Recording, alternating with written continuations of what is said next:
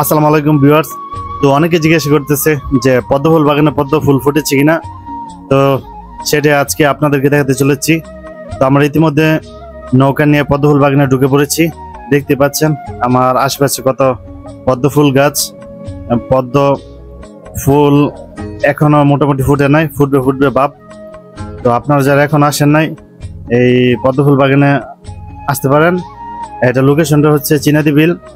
তো নরসিংদী থেকে অনেকে আসতে চান কিন্তু লোকেশন জানেন না। তো ইটাখলা থেকে আপনারা সিএনজি নিয়ে চরসিংদীর বাজারে আসবেন, সেখান থেকে অটো রিক্সা কিংবা সিএনজি রিজার্ভ করে সেখানে বললে আপনাদেরকে চিনাদি বিল নিয়ে যাবে।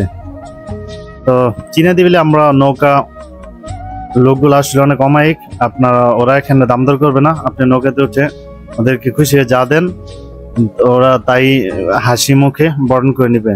তো আমরা তিন বন্ধু আসলে নৌকাটি নিয়ে এই পদ্মফুল বাগানে এসেছি ঘাট থেকে।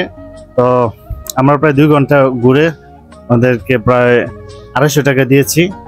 ওরা আসলে খুবই অমায়িক, ভালো মনের মানুষ। তো যারা যারা এখন আসেন নাই, আপনারা এসে ঘুরে দেখে যাবেন। দেখতে পাচ্ছেন বিলটা আসলে বিশাল বড়। আর এখানকার মাঝিরা আপনাদেরকে গ্রামীণ বাংলার গান শোনাতে শোনাতে ঘাট থেকে পদ্মবিলে নিয়ে আসবে। তো পদ্মবিল থেকে কিছু পদ্ম ফুল নেওয়ার পর মাঝি আমাকে বললো যে তুমি ফুলগুলো হাত দিয়ে ফোটাতে পারবে। তো আমিও চেষ্টা করলাম, অবশেষে ফুলগুলো ফোটাতে পারলাম। কিন্তু ফুল ফোটানোর ভিডিও ধারণ করা হয় নাই। ভিডিও শুরুতেই দেখতে পাচ্ছেন যে ফুল ফোটানো হচ্ছে সেটি হাত দিয়ে।